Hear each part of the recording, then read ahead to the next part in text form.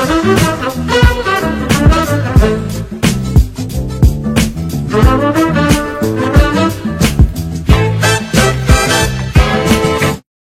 teman sehat, saya Ahmad. Hari ini kita akan membahas tentang puasa sehat tanpa tambahan biaya. Kalau biasanya kita membahas tentang sehat itu perlu tambahan biaya karena kita perlu olahraga ke gym, perlu makan-makan yang mahal. Nah, hari ini kita akan membahas bagaimana sehat tanpa tambahan biaya. Karena hari ini, seperti episode sebelumnya, kita akan kehadiran narasumber yang luar biasa. Beliau merupakan guru besar ilmu gizi IPB University dan juga Ketua Umum Pergizi Pangan Indonesia, yaitu Profesor Hardinsyah. Bagaimana Prof kabarnya? Baik, gimana kabar Kak Ahmad? Alhamdulillah segar, sehat. bugar? Sehat Prof, bugar Prof. Perlu tambahan biaya? Enggak Prof. Tapi kalau mau dikasih boleh Prof.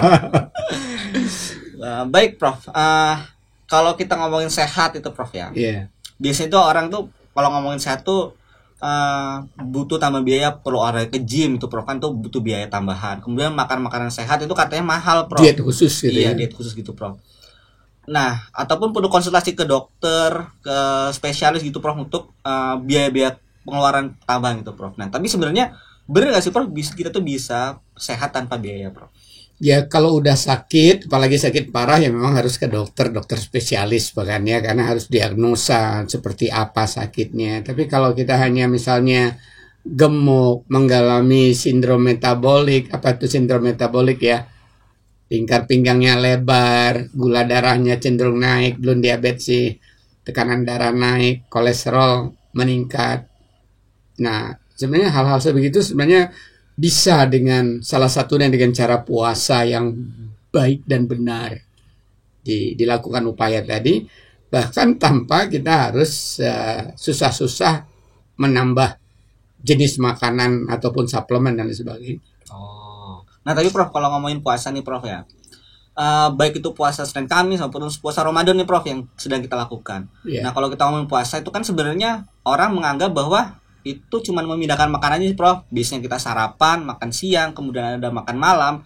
Nah kali ini kita kan makannya sahur, kemudian kita makan berbuka, kemudian kita akan makan malam. Tapi kan itu sama aja sih Prof, gitu Prof. Atau ya itu barangkali ada soal mindset ya.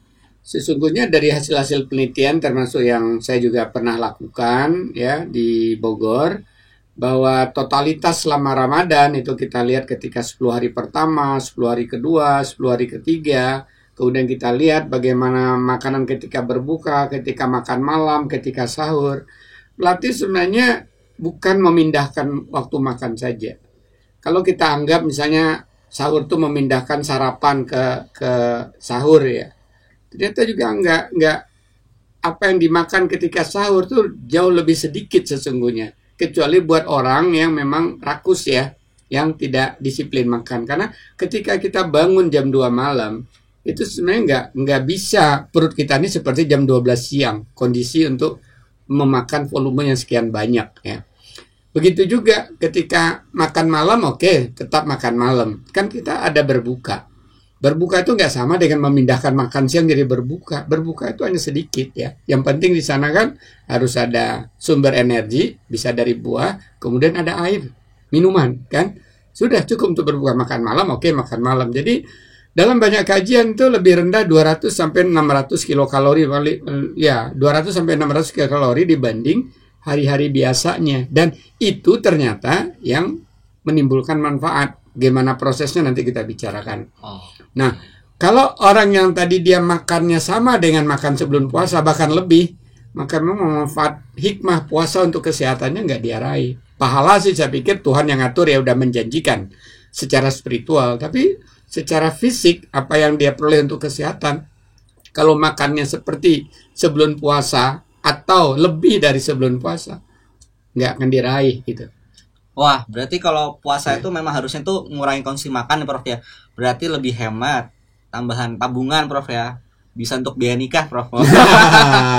Buat yang mau nikah ya. Oke, iya benar Prof. Jadi kalau gitu berarti kalau kita ngomongin puasa kita mengurangi biaya juga berarti kita malah lebih defisit kalori tadi Prof ya sebutkan Prof. Berarti bahaya nggak sih Prof gitu Prof? Artinya kita kurang kalori Prof ya. Baik, jadi defisit kalori tentunya tergantung kondisi kita. Kalau orangnya kurus kerempeng mau puasa, mungkin ya mempertahankan makanan yang lama, bahkan meningkatkan kualitasnya jadi penting ya. Tapi buat orang yang tadi, kan seringkali kalau orang gizi itu bilangnya indeks massa tubuh ya, berat badan dalam kilogram dibagi tinggi badan di pangkat 2, kalau di antara 18,5 sampai 25 itu normal. Bahkan untuk orang Asia di atas 23,5 itu dianggap sudah punya timbunan lemak yang tidak mulai berisiko gitu ya.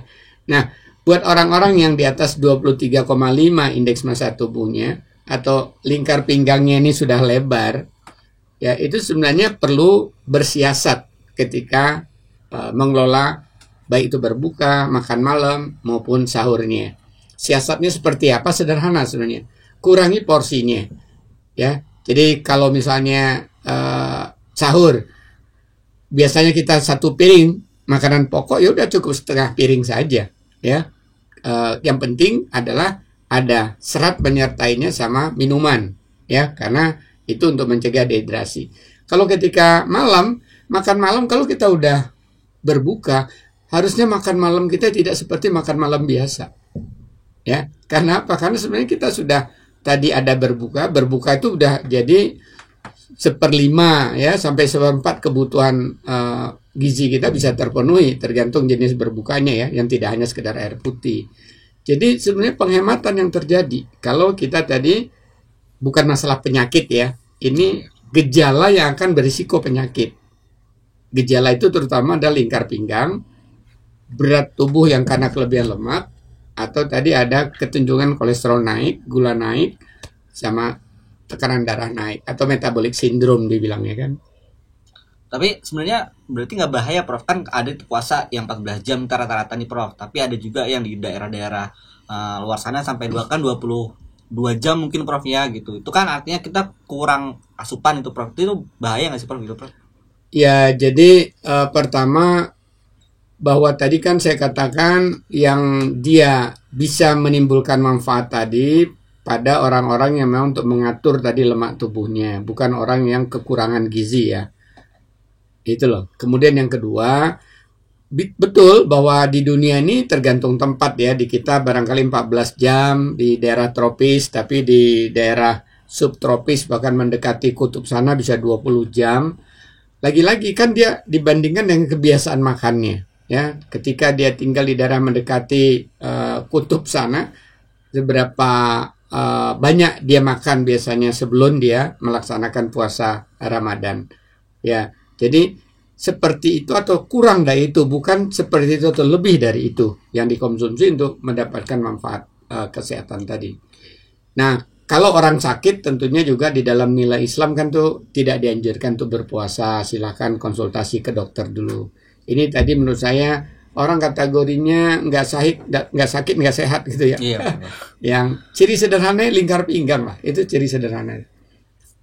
Ya, kalau lebih dari 90 cm atau kalau buat laki-laki bahkan 95 cm sampai 100 cm itu dianggap sebenarnya ada risiko ya untuk gangguan-gangguan kesehatan masa datang.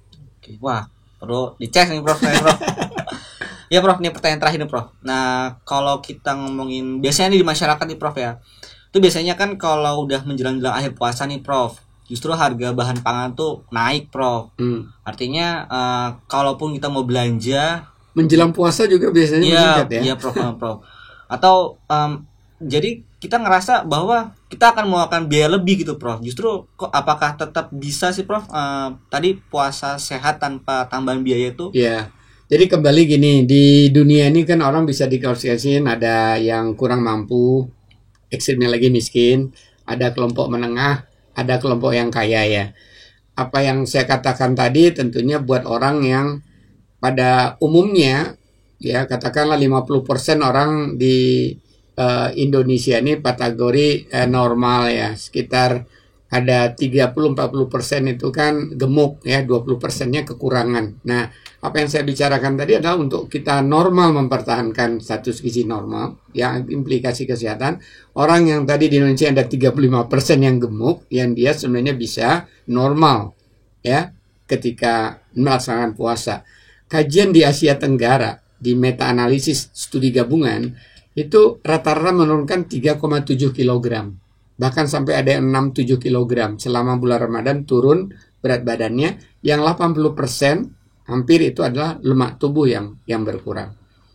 Nah, jadi buat orang yang tadi kaitannya dengan naik harga, kalau tadi orang-orang kelas menengah dan atas ini menyebabkan berburu makanan-makanan ketika menjelang puasa dan lebaran dan puasa, ini memang nggak tepat. Kecuali dia berburu untuk disedekahkan ya, kepada tadi ada 20-30% yang nggak mampu. Nah, itu saya kira niat baik, bukan untuk dimakan sendiri gitu ya. Karena apa? Buat orang yang tadi miskin, nggak mampu, dia perlu makanan yang berkualitas ketika puasa, tapi dia nggak mampu beli.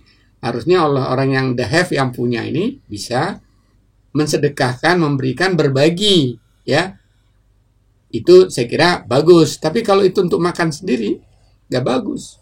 Oh iya, iya. Bahkan kan kita kalau di akhir puasa kan ada zakat, Prof, zakat fitrah itu iya. memang kita kan bersedekah gitu, Prof ya. Termasuk juga tadi itu biar kita bisa berbagi gitu, Prof ya. Jadi memang puasa itu manfaatnya bagi sehat tanpa biaya, Prof, kayak tadi di awal. Iya, tanpa tambahan biaya. Sehat sih tetap kita perlu biaya, basicnya ya. Tapi untuk dengan puasa kita nggak perlu tambahan biaya. Harusnya nggak perlu beli daging sekian kilo nambah, beli ini sekian kilo nambah. Saya pikir bukan demikian.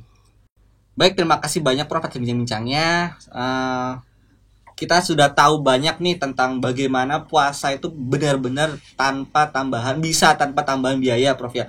Meskipun sehat itu perlu biaya, tapi dengan adanya puasa kita bisa tanpa tambahan biaya. Demikian bincang-bincang pada episode kali ini. Terima kasih atas perhatiannya teman sehat semuanya. Jangan lupa tetap saksikan Lini Podcast di channel YouTube Lini Sehat dan juga Spotify. Tetap jaga kesehatan dan jangan lupa protokol kesehatan. Sampai jumpa di topik berikutnya, yaitu adalah puasa inspirasi kehidupan. Sampai jumpa.